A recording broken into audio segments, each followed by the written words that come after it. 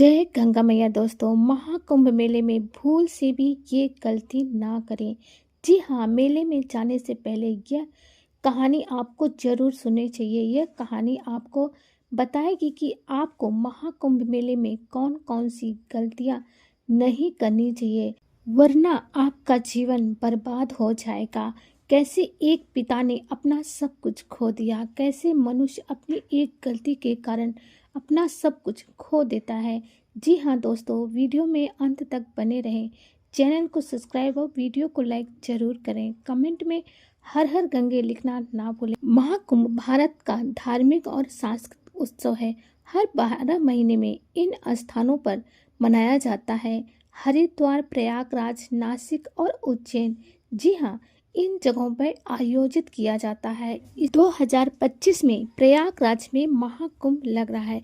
इसे दुनिया का सबसे बड़ा संगम माना जाता है, जहां करोड़ों श्रद्धालु गंगा घाट पर स्नान करने के लिए जुटते हैं। यह महाकुंभ भारतीय संस्कृति, आध्यात्मिक और आस्था का प्रतीक है, जहां साधु संत, अघोरी, नागा बाबा और भक्तजन अपनी धार्मिक मान्यताओं को साकार करते हैं। प्रिय भक्तों, ऐसे ही सर्दी का मौसम था। सुबह की हल्की ठंडक के बीच गंगा नदी के घाटों से घंटों और शंखों की आवाज गूंज रही थी।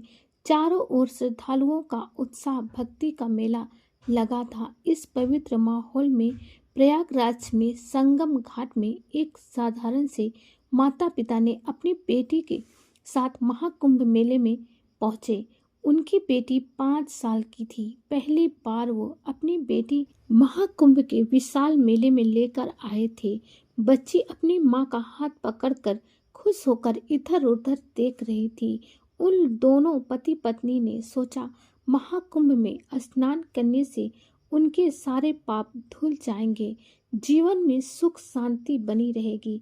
मेले में चारों तरफ भक्ति और उत्साह का माहौल था। साधु संत की टोलियां, ऋषि मुनि की टोलियां, बाबा झूम रहे थे। उनकी बेटी पहली बार इतनी बड़ी भीड़ में देख रही थी। पिता ने अपनी पत्नी से कहा, बेटी का ध्यान रखना, उसका हाथ मत छोड़ना, यहाँ भीड़ बहुत है।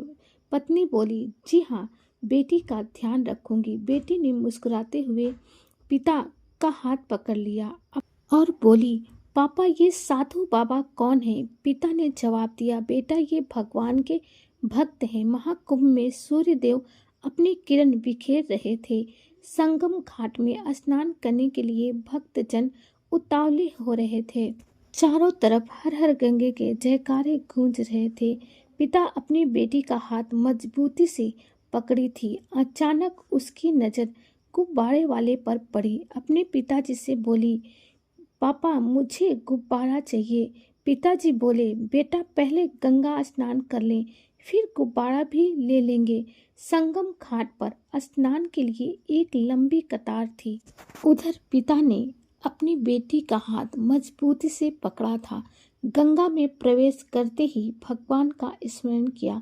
पिता ने बेटी को अपनी गोद में उठाया और गंगा जल से उसकी छोटी छोटी हथेलियां धोई। स्नान के बाद परिवार घाट पर लौटने लगा, लेकिन भीड़ बढ़ती ही जा रही थी।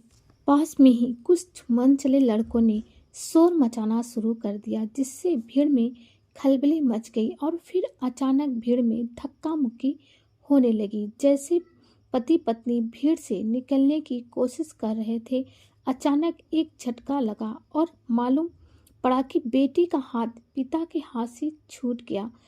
फिर पिता घबरा गए और बेटी भी घबरा गई। चारों तरफ देखने लगी। उसे अपनी माँ और पिता कहीं नजर नहीं आ रहे थे। भीड़ इतनी ज्यादा थी कि पति पत्नी ने तुरंत अपनी बेटी को ढूंढना शुरू कर दिया। माँ ने चिल्लाते हुए अपनी बेटी को आवाज दिया। आंखों में आंसू बहने लगे। वह बेहाल होकर भीड़ में इधर उधर देखने लगी। बेटी भीड़ में ही रोते रोते चलने लगी, लेकिन उसकी आवाज भीड़ में दब गई। कुछ ही पलों में उनकी दुनिया बिखर गई। भीड़ बहुत तेज थी। बेटी मिल नहीं रही थी।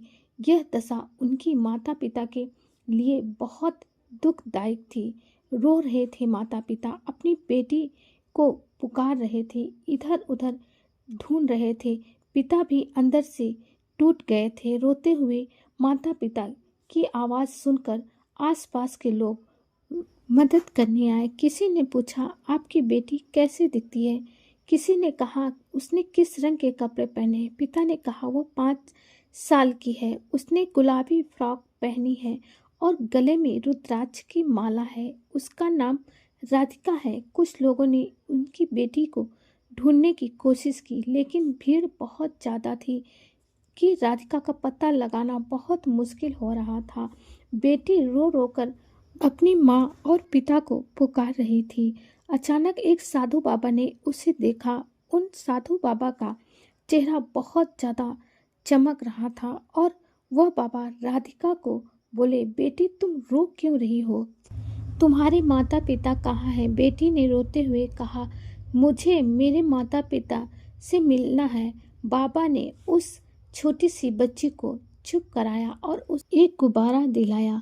संगम घाट में राधिका को खोने की खबर खूब तेजी से फैल रही थी। माता पिता अपनी बेटी को ढूंढ रहे थे। माँ की आंखों से आंसू बहते ही जा रहे थे। भीड़ में किसी ने कहा, आप घोषणा कार्यालय में जाकर अपनी बेटी की गुम होने की सूचना दीजिए। माता पिता घोषणा कार्यालय की ओर गए। घोषणा कार्यालय में पहले से ही कई लोग अपने को खोने की सूचना दे रहे थे। पिता ने रोते हुए अपनी बेटी के बारे में बताया, बेटी गुम हो गई है, क्या उसकी घोषणा करवाएंगे? कार्यालय के कर्मचारी ने पिता की बात सुनी और घोषणा सुनते ही माँ की उम्मीदें जागी। लेकिन अगले ही पल जब किसी ने राधिका बेटी की आने की खबर नहीं दी तो वह जोर जोर से रोने लगी। माँ ने अपना आंचल फैलाकर कहने लगी, हे गंगा मैया, मेरी बेटी को बचा लो।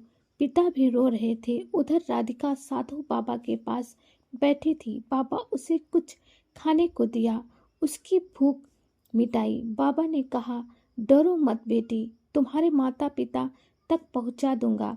उसी समय बाबा को घोषणा कार्यालय से आवाज़ सुनाई दी और बाबा राधिका को घोषणा कार्यालय लेकर जा रहे थे। उधर माता पिता की आंखों से आंसू बह रहे थे। सोच रहे थे, बार बार भगवान को पुकार रहे थे, हे गंगा मैया, मेरी बेटी को मुझसे वापस मिलवा दो। घोषणा कार्यालय के पास माता पिता अपनी उम्मीदें लगाए बैठे थे। तभी उन्होंने देखा कि एक साधु बाबा अपनी गोद में राधिका को लेकर आ रहे थे। माँ के तो खुशी का ठिकाना ही न रहा, जोर जोर से रोने लगी। ये उसकी खुशी के आंसू थे। अब उनकी बेटी उनके पास आ गई थी। बेटी दौड़ते हुए अपने माता पिता के पास गई। राधिका ने अपनी माँ से कहा, माँ मुझे बहुत डर लग रहा था, तभी एक साधु बाबा मुझे यहाँ लेकर आए। तभी माता पिता ने आसपास देखा तो वहाँ कोई बाबा उन्हें दिखाई नहीं दिए। दोनों को एक बार के लिए एहसास हुआ कि वह साधु बाबा कोई साधारण बाबा नहीं थे, बल्कि वो साक्षात भगवान शिव ही थे, जिन्होंने उनकी पुत्री की रक्षा की। राधिका को गोद में लेकर माता पिता ने राहत की सांस ली और अपने गांव वापस लौट आए। तो दोस्तों वीडियो कैसी लगी कमेंट में ज़रूर बताएं। जय गंगा मैया।